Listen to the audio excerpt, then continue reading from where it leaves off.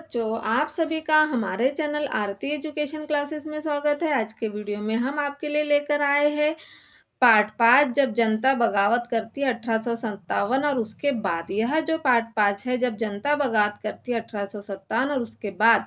इस पार्ट के पहले हम लेकर आए थे पार्ट 4 पिछले वीडियो में। इस वीडियो में हम लेकर आए हैं पार्ट 5 जो अध्याय 5 है हमारा। तो आइए हम देखते हैं अध्याय 5 के प्रश्न उत्तर। जब जनता बगावत करती है 1857 और उसके बाद। यहाँ प्रश्न नंबर 1 दिया हुआ है। हमारा प्रश्न नंबर 1 क्या कह रहा है? सिपाही से सूबेदार तक पुस्तक के लेखक। तो सीताराम पांडे, विष्णु भट्ट, कुंवर सिंह या मंगल पांडे। तो इसका सही उत्तर है सीताराम पांडे, सिपाही से सूबेदार तक। फिर है अवंतीबाई लोधी का जन्म किस क्षेत्र में से था? तो अवंतीबाई लोधी का जन्म ये झांसी, राजगढ़, कानपुर या लखनऊ। तो बी राजगढ़ से था अवंतीबाई लोधी का जन्म। तो आइए बच्चों हम अगला प्रश्न देखते हैं। प्रश्न नंबर 3। हमारे प्रश्न नंबर 3 में क्या कहा गया है?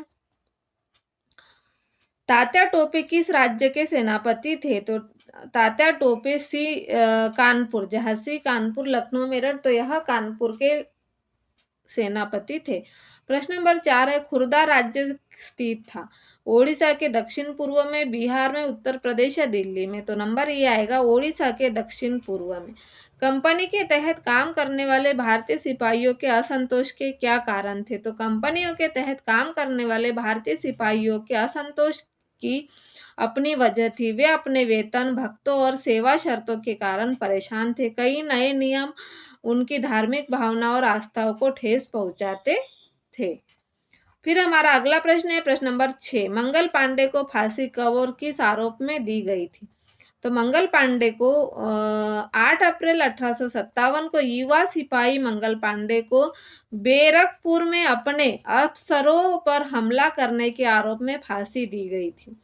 अंग्रेजों द्वारा किए गए सुधारों का भारतीयों पर क्या प्रभाव पड़ा? तो अंग्रेजों को लगता था कि भारतीय समाज को सुधारना जरूरी है। इस संबंध में उन्होंने निम्नलिखित परिवर्तन किए। सती प्रथा को रोकने और विधवा विवाह को बढ़ावा देने के लिए कानून बनाए गए। अंग्रेजी भाषा की शिक्षा को जमकर प्रोत्साहन दिया था। फिर प्रश्न नंबर 8 है अवध रियासत को कब और क्या आरोप लगाकर ब्रिटिश शासन में शामिल किया गया था? तो अवध रियासत को 1856 में कुशासन के आरोप लगाकर ब्रिटिश शासन में शामिल किया गया था। अवध की रियासत अंग्रेजों के कब्जे में जाने वाली आखिरी रियासतों में से थी। आइए हम अगला प्रश्न देखते हैं प्रश्न नंबर 8।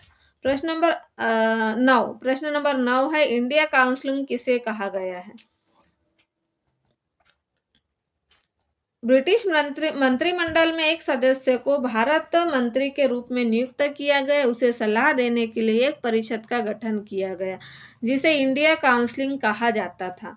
फिर है प्रश्न नंबर 10। उत्तर भारत में 1857 के विद्रोहों के मुख्य केंद्र कौन कौन से थे? तो उत्तर भारत में 1857 के विद्रोह के मुख्य केंद्र दिल्ली, मेरठ, बरेली, लखनऊ, कानपुर, फैजाबाद और झांसी थे। फिर हमारा अगला प्रश्न है प्रश्न नंबर 11। तो देखिए प्रश्न नंबर 11 क्या कहता है हमारा। प्रश्न नंबर 11 में कहा गया किन परेशानियों के कारण किसान 1857 के विद्रोह में शामिल हुए? तो गांव में किसान और जमींदार भारी भरकम लगान और कर वसूली के सख्त गैर तौर तरीकों से परेशान थे। बहुत सारे लोग महाजनों से लिया कर्जा नहीं लौटा पा रहे थे। अंग्रेजों द्वारा अफीम, चाय, कॉफी, चीनी, जूट और नील की खेती करने के लिए किसानों को मजबूर किया जा रहा था। इसीलिए किसान 1857 के विद्रोह में शामिल हुए थे। फिर है प्रश्न नंबर 12। 1824 में कंपनी के सैनिकों ने बर्मा जाने के लिए क्यों मना किया? तो 1824 में कंपनी के सिपाहियों को कंपनी की ओर से लड़ने के लिए समुद्र के रास्ते बर्मा जाने का आदेश मिला।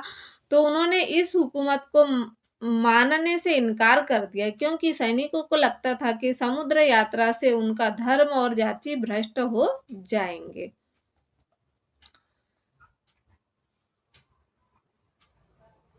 फिर अगला प्रश्न है हमारा प्रश्न नंबर 13।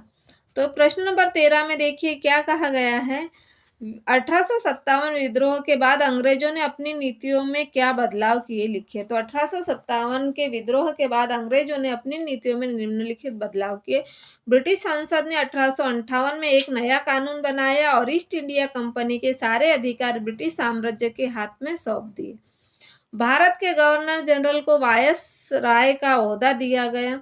भारत के लोगों के धर्म और सामाजिक रीति रिवाजों का सम्मान करने का फैसला किया। सेना में भारतीय सिपाहियों का अनुपात कम करने और भारतीय सिपाहियों की संख्या बढ़ाने का फैसला किया गया। फिर हमारा अगला प्रश्न है प्रश्न नंबर 14। प्रश्न नंबर 14 में कहा गया, नीचे दिए गए रेखा मानचित्र 1857 के विद्रोह से संबंधित निम्नांकित स्थानों को दर्शाइए। देखिए यहाँ पर मेरठ, दिल्ली, बरेली, लखनऊ, झांसी, फैजाबाद, कानपुर, सागर, बनारस, जबलपुर आदि दिए हुए। तो जिसमें हम सबसे पहले देखेंगे नंबर 1 पर मेरठ, नंबर 2 पर है हमारा दिल्ली, नंबर 3 पर है हमारा बरेली, नंबर 4 पर है हमारा लखनऊ। तो देखिए लखनऊ नंबर 4। फिर नंबर 5 पर है हमारा झांसी, ये। फिर है नंबर 6 पर है फैजाबाद, नंबर 6। नंबर 7 पर है कानपुर, नंबर 8 पर है सागर, नंबर 9 पर है बनारस और नंबर 10 पर है जबलपुर। तो इस तरह से हमने यहाँ प्रश्न नंबर 14 को पूर्ण कर दिया है, जो कि हमारा अध्याय 5 यहाँ पर पूर्ण होता है। तो इस तरह से यदि आपको हमारा वीडियो अच्छा लगता है और तो आप हमारे चैनल को सब्सक्राइब ज़रूर कर लीजिए और बेल आइकन को प्रेस करना ना भूलिए, ताकि आपको हमारे आने वाले वीडियो के नोटिफिकेशन मिलते रहेंगे।